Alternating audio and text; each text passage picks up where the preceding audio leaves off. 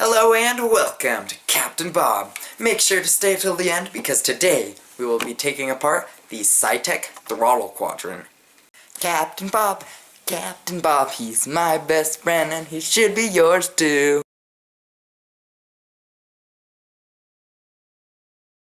A few days ago, the first lever on my throttle quadrant just broke off, and so I had to call up Logitech and ask for a new one. And they said, sure, we'll give you a new one, but you gotta destroy it. So, that's what I'm doing. But I thought I would take this opportunity to explore the wonders of a throttle quadrant. Here is the email they gave me. It said something along the lines of, "Dear Captain Bob, the most awesome YouTuber ever, your warranty request has been pre-approved, and such replacement has been placed on hold." I was like, yeah! Before the replacement product will be released for processing and shipping, nice, we request that you permanently disable your permanent product in a safe manner. No chainsaw. Dang it. Once this has been done, we would kindly request that you supply proof of this by taking photographs, okay, of the complete disabled project from 3 different angles. Not just 1 or 2, 3. One of these pictures should clearly show the product details, such as PID or SN, serial number, and include a handwritten note with your case number in each of the photos. No typewriter. Come on.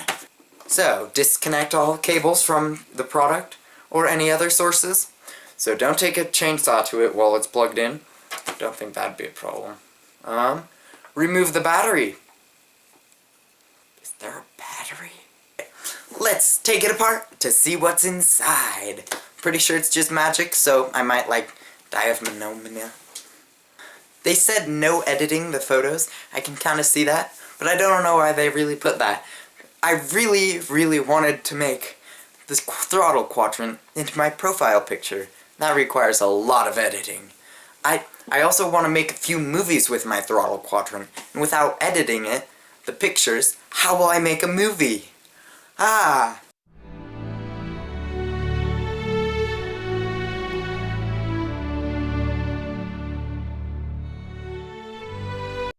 Okay, here's my throttle quadrant, and here are a plethora of screwdrivers. So, let's get crack-a-lackin'.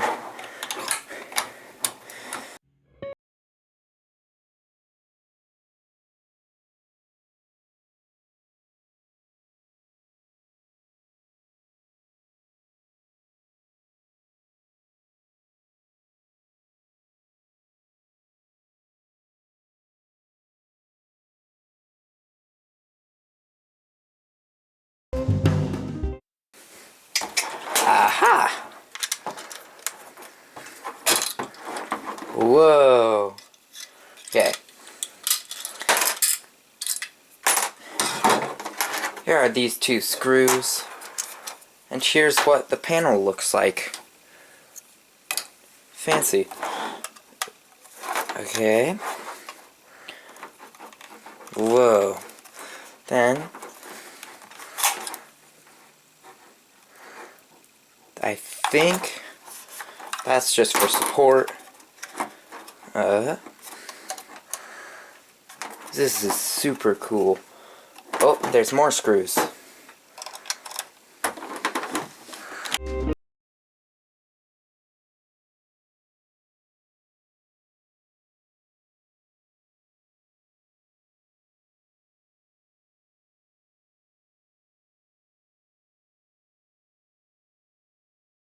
These buttons right here that are,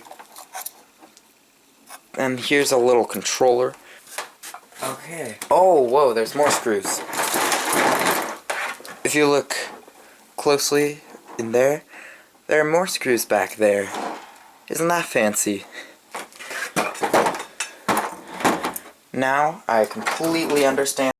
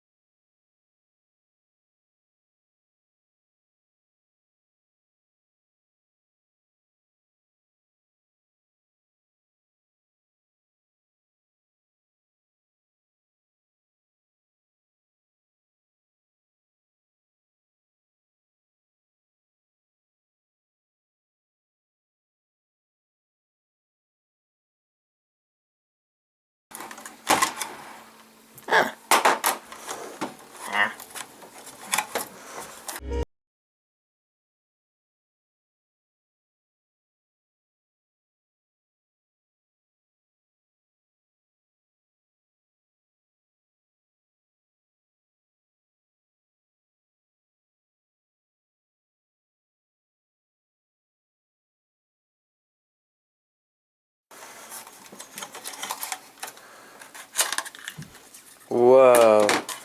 Okay.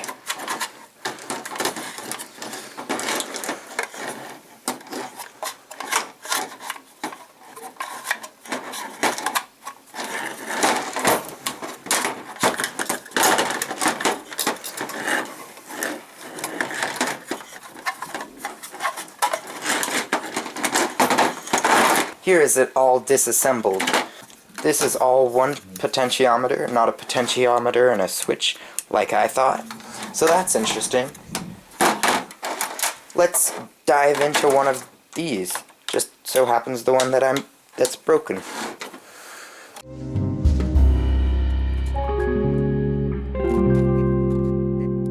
The button works because there's a little dot and then there's basically a ball bearing right here.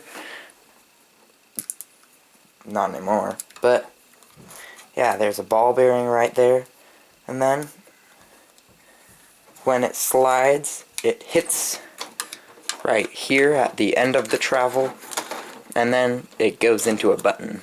So it goes, so you're like throttle full, throttle back, and reversers and whatnot. That's how it works. These are just simple potentiometers. They're like fancy ones that you can control somehow. I think they're Borns 103. I'm not sure if that's actually right.